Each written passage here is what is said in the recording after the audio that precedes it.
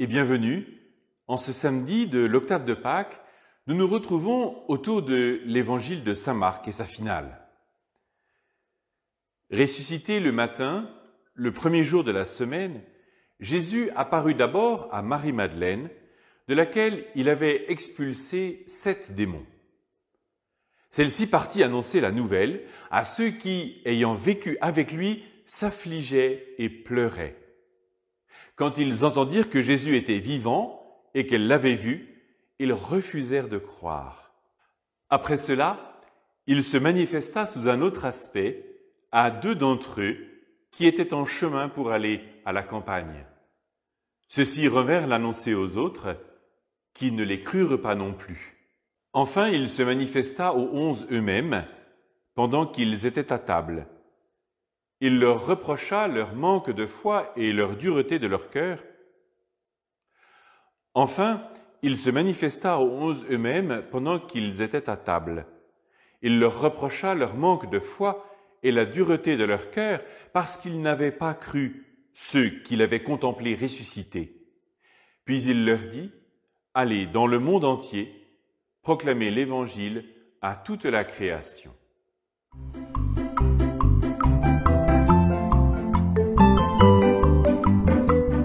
Finalement, en saint Marc, la résurrection est évoquée dans un chapitre assez court, le 16e et dernier, et seulement une vingtaine de versets.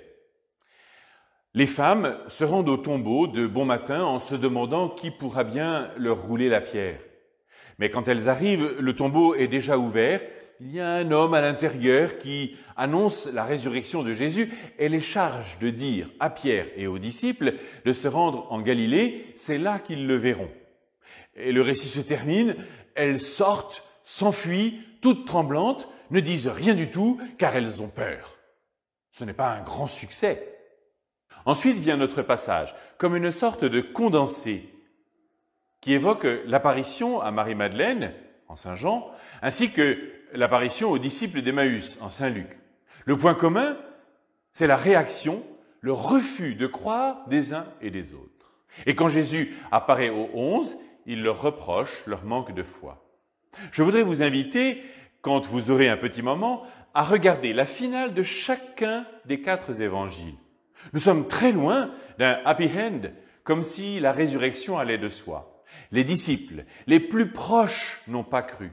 Ils ont eu des doutes sévères, peut-être à l'exception de Saint Jean. Dans Saint Luc, lorsque Marie-Madeleine annonce la résurrection de Jésus, les apôtres considèrent que ce sont des propos délirants. Et Pierre se rend au tombeau, trouve les choses comme Marie-Madeleine l'a dit, et il s'en retourne chez lui, tout étonné. Non, cela ne va pas de soi. Il me paraît important même qu'il en soit ainsi. Si c'était banal, cela ne pourrait pas être le cœur de notre foi. C'est au sens propre un grand mystère. Je ne veux pas dire par là qu'il est grand en raison de la difficulté à croire, mais plutôt de sa grande profondeur. Saint Paul, dans l'Épître aux Éphésiens, invite justement à ce que le Christ habite en nos cœurs par la foi. Ainsi dit-il, restez enracinés dans l'amour, établis dans l'amour. Vous serez capable de comprendre avec tous les fidèles quelle est la largeur, la longueur, la hauteur et la profondeur. La joie de la résurrection est certaine, mais c'est comme pour beaucoup de choses, assez expérimental.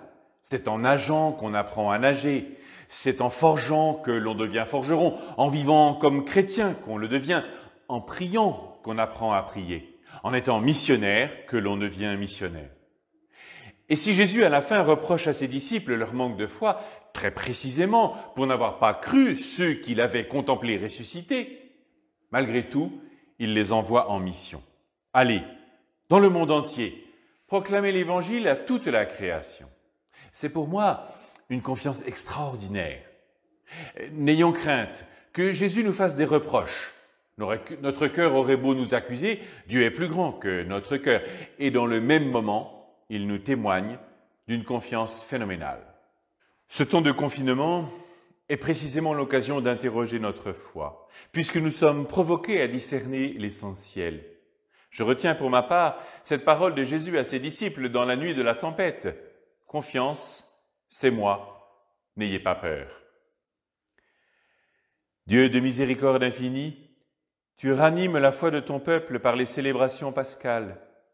Augmente en nous ta grâce, pour que nous comprenions toujours mieux quel baptême nous a purifiés et quel esprit nous a fait renaître, quel sang nous a rachetés. Bonne journée et à demain dimanche où nous nous retrouvons en direct de l'église Saint-Augustin pour la messe dominicale à 10h30. À demain!